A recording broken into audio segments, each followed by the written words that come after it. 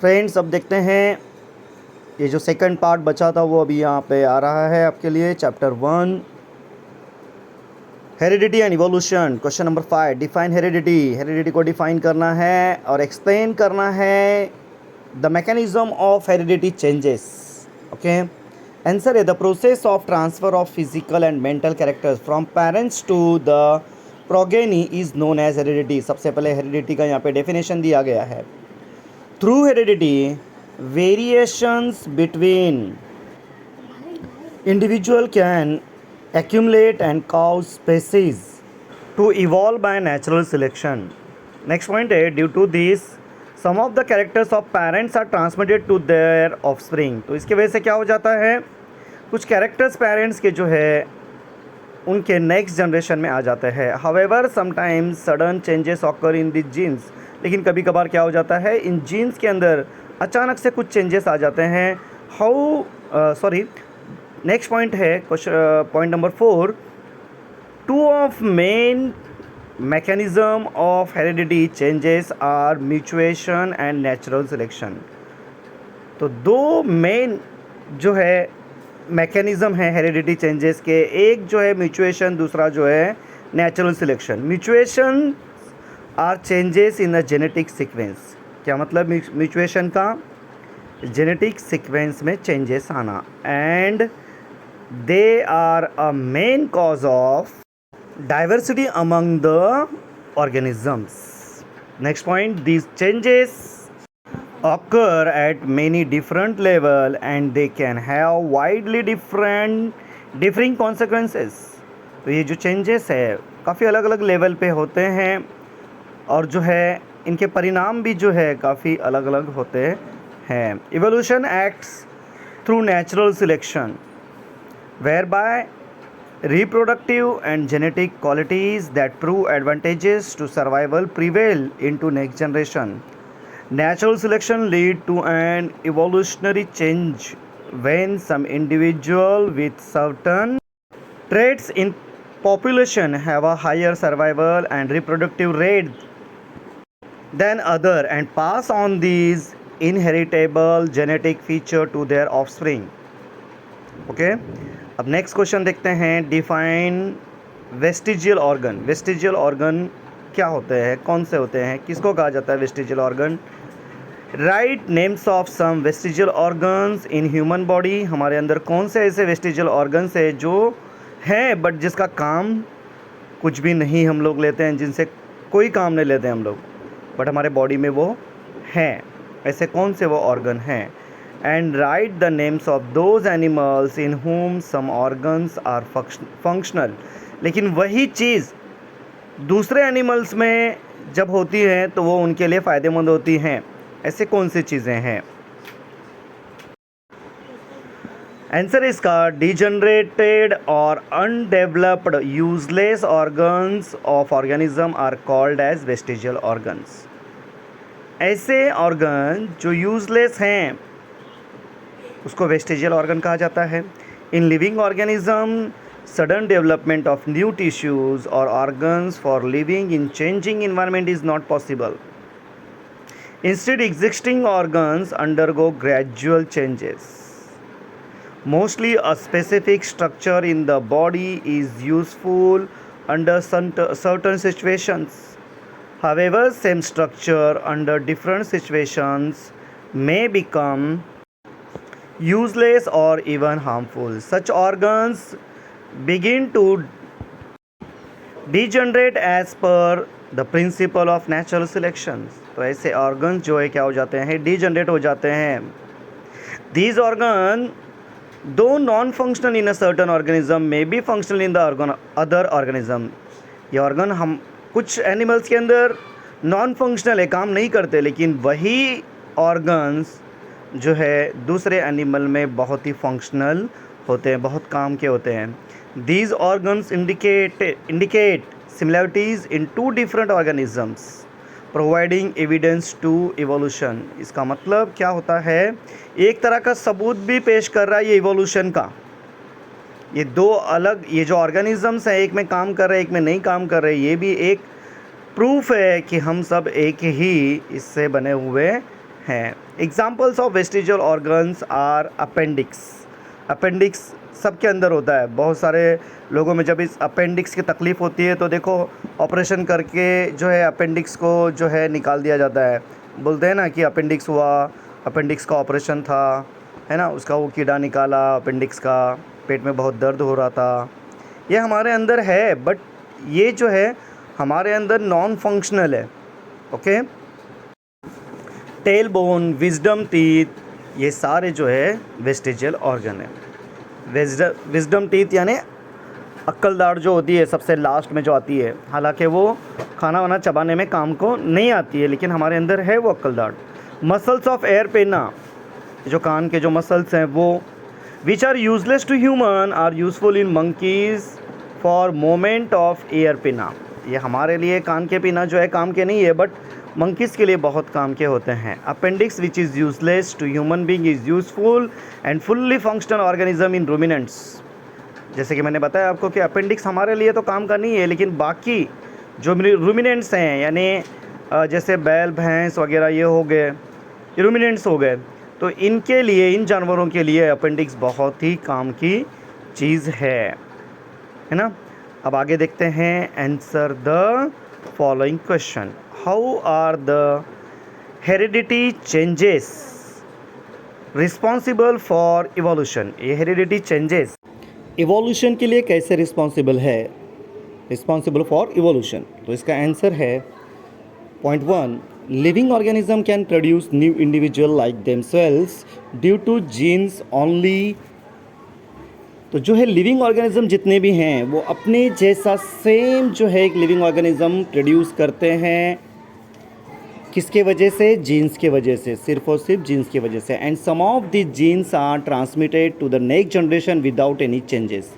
तो ये जीन्स जो है, बहुत सारे जीन्स इसमें के जो है विदाउट चेंजेस आगे के जनरेशन में ट्रांसमिट किए जाते हैं। Because of which some of characters of parents are transmitted to their offspring, जिसके वजह से जो है पेरेंट्स के कुछ कैरेक्टर्स अपने बच्चों में आते हैं। However in some case sudden changes occur in the genes. लेकिन कुछ केस में क्या हो जाता है कि इनमें सडनली कुछ चेंजेस आ जाते हैं, अचानक से कुछ चेंजेस इनमें आ जाते हैं। Sometimes any nucleotide of gene changes its position that causes minor change which is nothing but the mutations। कभी कभी क्या हो जाता है, ये जीन्स जो है अपनी पोजीशन चेंज करते हैं, दैट्स वाई उनमें कुछ माइनर चेंजेस आ जाते हैं, जिसको क्या कहा जाता है? म्यूचुएशन कहा जाता है। The changes are transferred to the offspring and gradually the organism get modified into new species. और ये चेंजेस जो हैं आगे के जनरेशन में ट्रांसफ़र हो जाते हैं और न्यू जनरेशन का एक न्यू स्पेसीज़, नया ऑर्गेनिजम्स का एक न्यू स्पेसीज़ क्रिएट हो जाता है, जिससे thus heredity changes are responsible for the evolution. इस तरह से हम लोग कह सकते हैं कि हेरिडिटी चेंजेस भी जो है इवोल्यूशन के लिए रिस्पॉन्सिबल होते हैं। Now the next question, explain the process of formation of complex protein. Answer है protein are synthesize by DNA through the RNA. It means protein जो है डीएनए के अंदर आरएनए के ज़रिए पूरी तरह से सिंथेसाइज हो जाता है। This is called central dogma. और यही प्रोसेस जो है प्रोटीन सिंथेसाइजेशन की, डीएनए के अंदर आरएनए के थ्रू जो प्रोटीन सिंथेसाइज होता है, उसी प्रोसेस को सेंट्रल डोग्मा कहा जाता है। Okay. mRNA is produce as per the sequence of nucleotides on the DNA. mRNA जो है क्या करता है? mRNA is produce as per the sequence के हिसाब से प्रोड्यूस होता है। किसके सीक्वेंस के हिसाब से? Nucleotides on DNA. Only one of two strands are used in the in the process. इसमें दो में से एक ही स्ट्रैंड जो है यूज़ होता है इस प्रोसेस के अंदर। The sequence of nucleotides in mRNA being produced is always complementary to the DNA strand used for synthesis. This process of mRNA is called as Transcription. Each mRNA is made up of thousands of triplet codon. As per the message on mRNA, amino acids are supplied by tRNA. तो tRNA क्या करता है, जो message उसे मिलता है उसके हिसाब से वो क्या करता है, एमिनो एसिड प्रोवाइड करता है. For this purpose, tRNA has anticodon having complementary sequence to the codon on mRNA. This is called as translation. तो इसके लिए जो है tRNA के पास एंटीकोडॉन होते हैं, तो वो एंटीकोडॉन के ज़रिए जो है वो उस कोडिंग को डिकोड करके जो है क्या करता है, एमिनो एसिड प्रोवाइड करता है. इस प्रोसेस को ट्रांसलेशन कहा जाता है. The amino acid brought in by tRNA are bonded together by peptide bond with the help of tRNA. During this process, the ribosome keeps on moving from one end of the RNA to the other end by the distance of one triplet codon. तो इस process के दौरान ribosomes क्या करता है, move करते रहता है.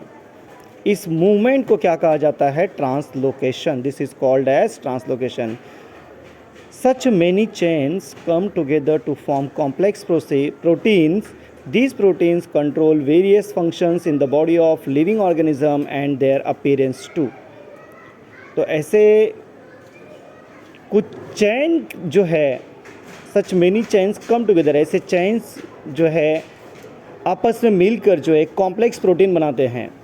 और ये प्रोटीन क्या करता है, बहुत सारे फंक्शंस को कंट्रोल करने का काम करता है. जो ऑर्गेनिजम्स है उसके फंक्शंस को, उसके अपीयरेंस को जो है कंट्रोल करने का काम ये प्रोटीन्स, कॉम्प्लेक्स प्रोटीन जो क्रिएट हो रहा है वो कंट्रोल करने का काम करता है. Okay, now the next question, explain the theory of evolution and mention the proof of supporting it. Okay, answer है, according to the theory of evolution the first living organism has been formed in ocean. तो evolution की theory के हिसाब से अगर देखा जाए तो पहला जो ऑर्गेनिज्म बना वो बना है समंदर के अंदर. In due course of time unicellular organism was form. इसी बीच क्या हुआ, एक यूनिसेल्युलर ऑर्गेनिज्म क्रिएट हुआ. Gradually changes occurred in the unicellular organism from which larger and more complex organism were form. तो आहिस्ता आहिस्ता वो बढ़ते गया और एक जो है कॉम्प्लेक्स ऑर्गेनिज्म क्रिएट हो गया.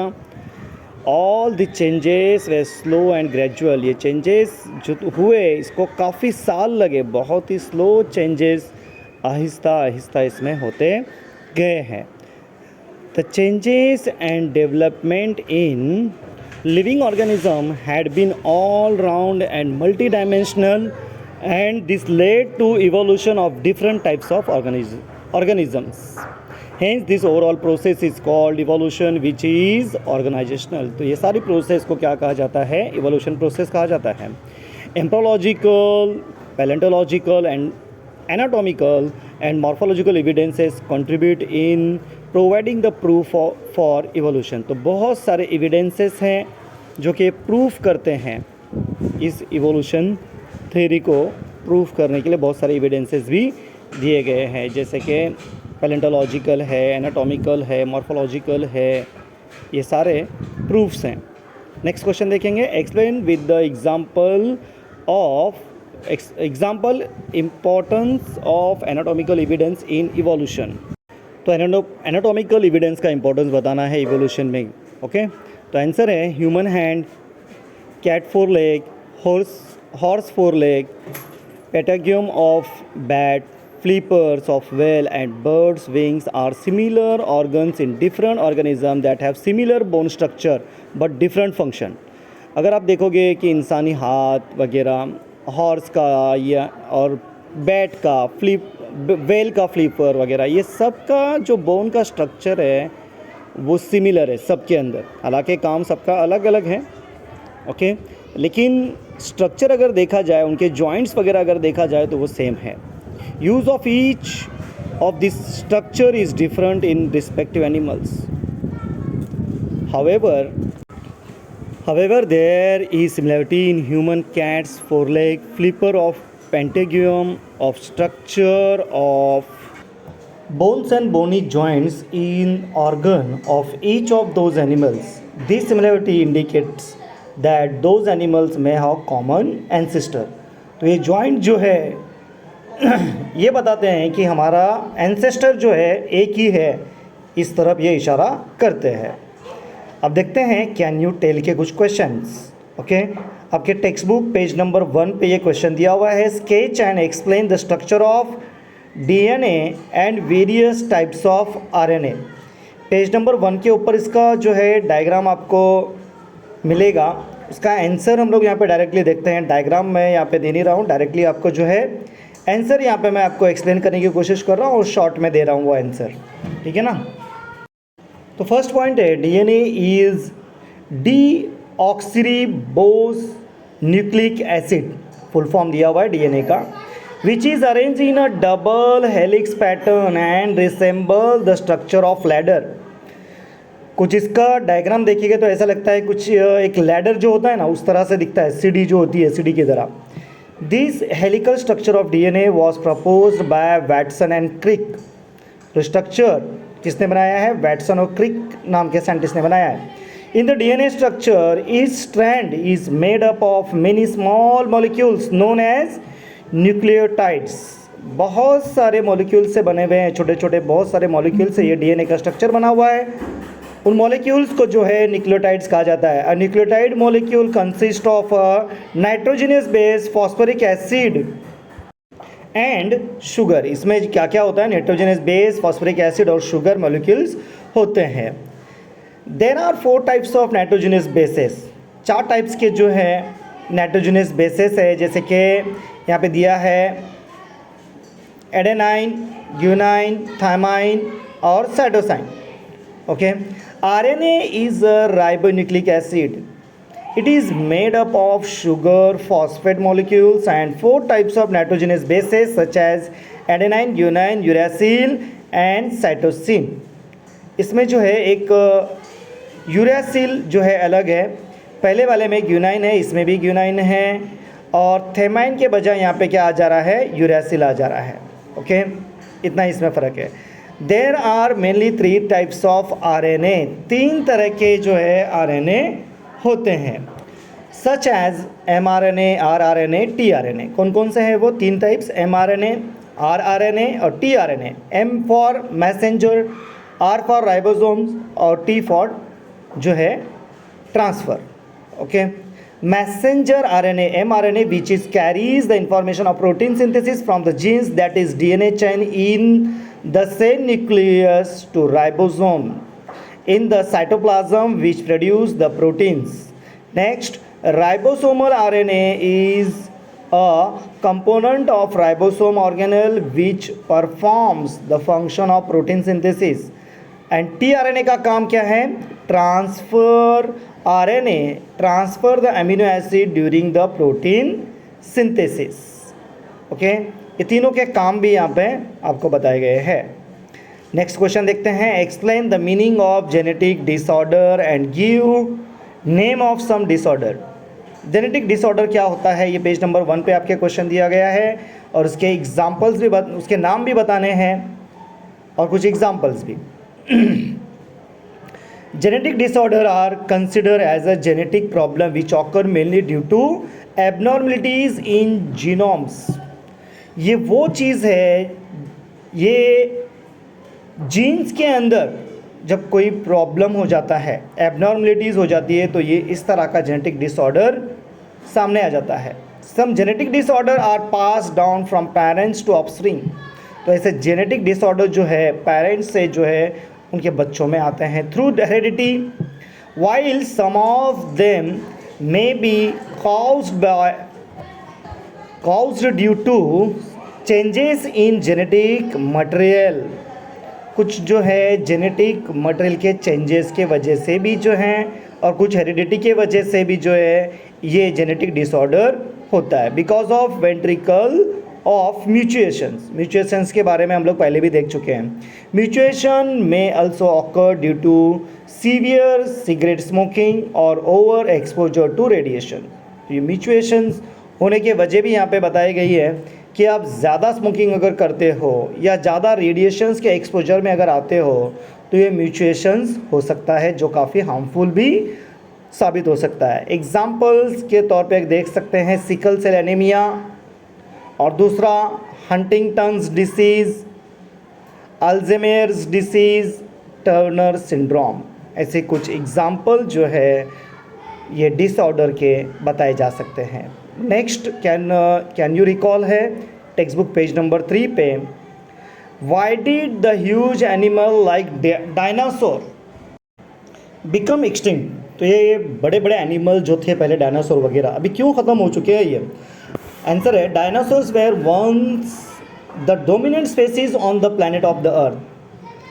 अगर देखा जाए तो एक सबसे डोमिनेंट स्पेसीज के तौर पे डायनासोर इस प्लैनेट अर्थ पे थे पहले के ज़माने में।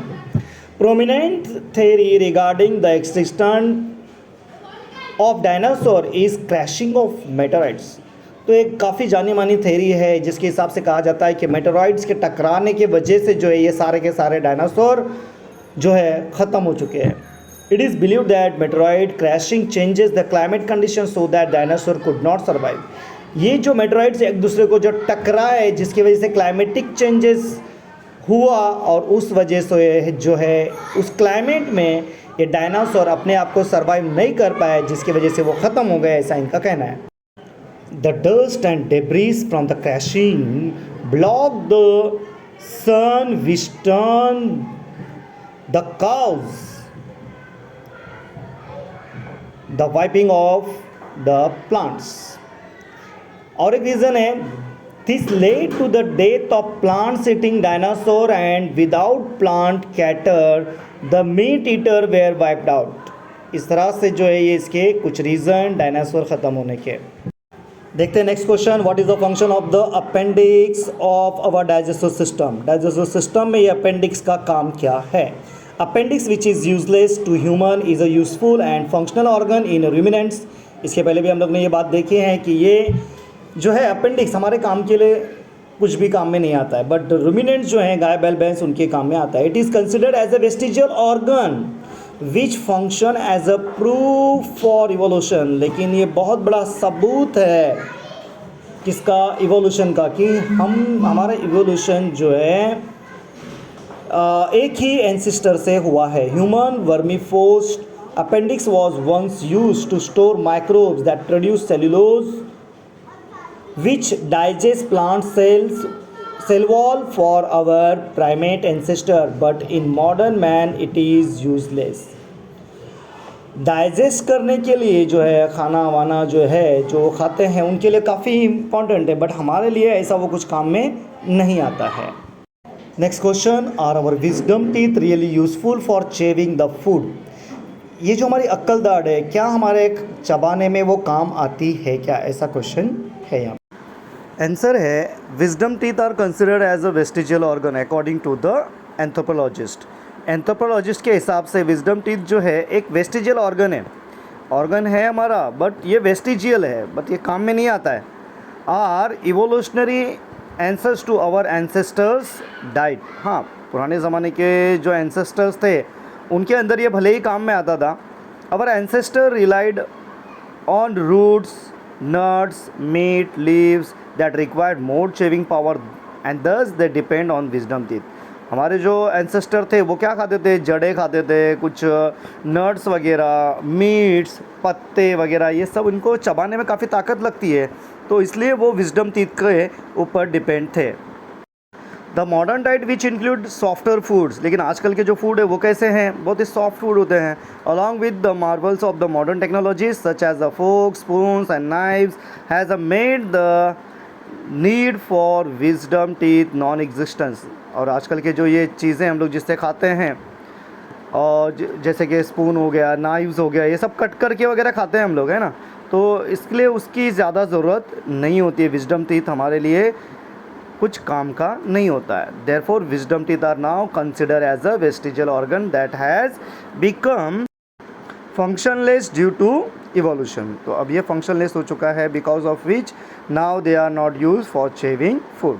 नेक्स्ट क्वेश्चन देखते हैं, why are many species of animals and birds getting extinct. तो क्यों आजकल बहुत सारे एनिमल्स और बर्ड्स ख़त्म हो चुके हैं? आंसर है an organism may become extinct due to many factors such as habitat loss, तो इसके कुछ रीज़न्स यहाँ पे बताए गए हैं कि हो सकता है उनका जहाँ पे हैबिटेट था वो ख़त्म हो गया हो, ओवर पॉपुलेशन ऑफ ह्यूमंस, ये तो सबसे बड़ा प्रॉब्लम, डिफॉरेस्टेशन, हंटिंग, पोचिंग, ये सारे जो है इसके कुछ फैक्टर्स है जो कि रिस्पॉन्सिबल है उनके एक्सटिंक्शन के लिए। The second point, two main causes of extinction are human activities and climate changes. दूसरा अगर बोलेंगे तो ह्यूमन एक्टिविटीज़ और क्लाइमेट में जो चेंजेस हुआ उसके वजह से तो डायनासोर भी जो है ख़त्म हो चुके हैं, है ना। तो बाकी तो एनिमल्स की बात ही अलग है। Several human activities lead deforestation which lead to loss of habitat of various animals and plants. जैसे कि इंसान कुछ रोडवेज़ बनाने के लिए, कुछ अपने बिल्डिंग्स बनाने के लिए क्या करता है, जंगलों को जो है तोड़ देता है, तो इस तरह से उनके नेचुरल हैबिटेट जो वो ख़त्म हो जाते हैं। Another reason of the extinction is the climate change. Climatic change भी इसके लिए रिस्पॉन्सिबल है। Extinction of dinosaurs happen mainly due to the crashing of meteorite, ये इसके पहले भी हम लोग ने देखा है, which lead to chain of events that change the favourable climatic condition for the dinosaurs. इसके बारे में ऑलरेडी हम लोग ने डिटेल में देखा ही है। अब देखते हैं next, can you tell, text book page number 4 पे है, which are different organs in human body organisms. कौन कौन से डिफरेंट ऑर्गन्स हैं हमारे बॉडी के अंदर। An organ in a group of tissues which perform a specific function in body. Organ मतलब क्या, एक ग्रुप होता है टिश्यू का जो एक ख़ास तौर का काम हमारे बॉडी में परफॉर्म करता है। All animals except those in phylum Porifera have specialised tissue that group into organs.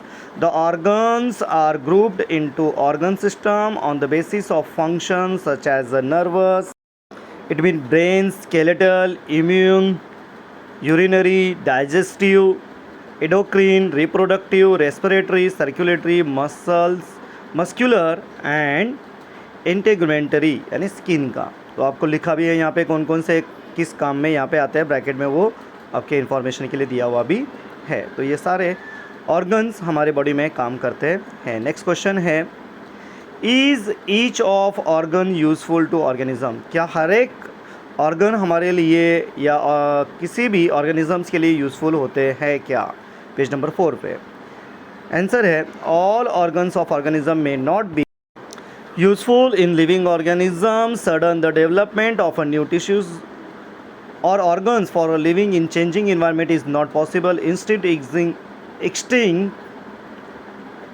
existing organ undergo gradual changes. Degenerated or underdeveloped useless organ of organisms are called as a vestigial organ. These organs gradually become less significant for the organisms. दोस्तों ये already बहुत बार हो चुका है, repeat वही question अलग अलग तरीके से पूछा है। Okay, next question, try this, text book page number 4 पे है। Observe the following image and note the similarities between given animal images and plant images। Okay, ये क्वेश्चन है आपके टेक्स्ट बुक के अंदर और वो इमेज भी आपको टेक्स्ट बुक में दिखाई देगी।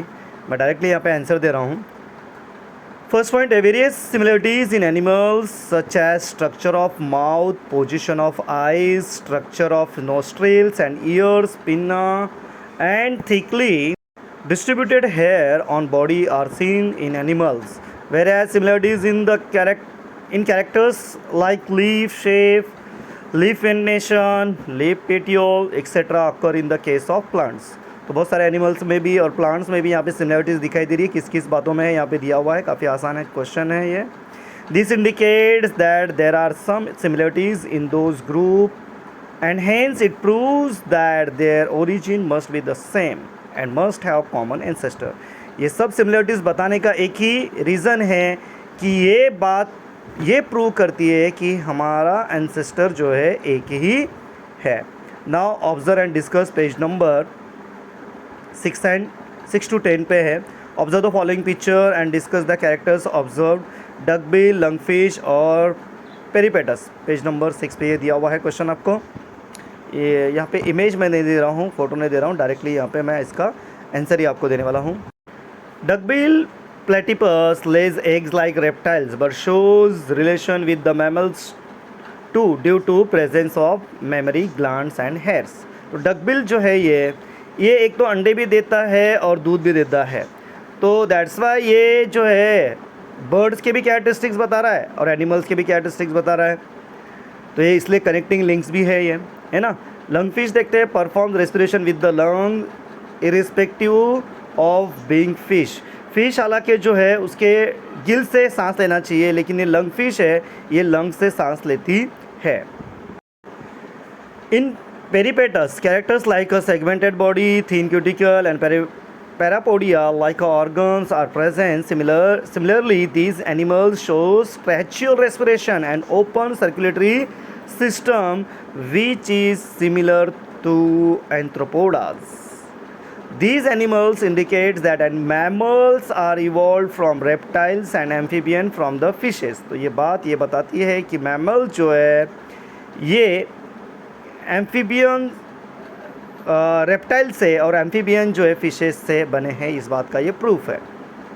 नेक्स्ट क्वेश्चन है, how did the human brain go on changing. Page number 10 पे ये क्वेश्चन है। आंसर है, for the first 2/3 of our history the size of our ancestor brain was within the range of those of other apes living today's. Later Australopithecine brain started to show subtle changes in structure and shapes as the compared with apes. The final third of our evolution saw nearly all the action in brain size. The first of our genus Homo, who appeared 1.9 million years ago, saw the modest hop in the brain size, including an expansion of a language connected part of the frontal lobe. Early Homo sapiens had brain within the range of people today. As our cultural and linguistic complexity, dietary needs, the technological prowess took us significantly forward at this stage. Our brain grew to accommodate the changes, the shape changes of the brain we see accentuate the regions related to depth of planning, communication, problem solving, and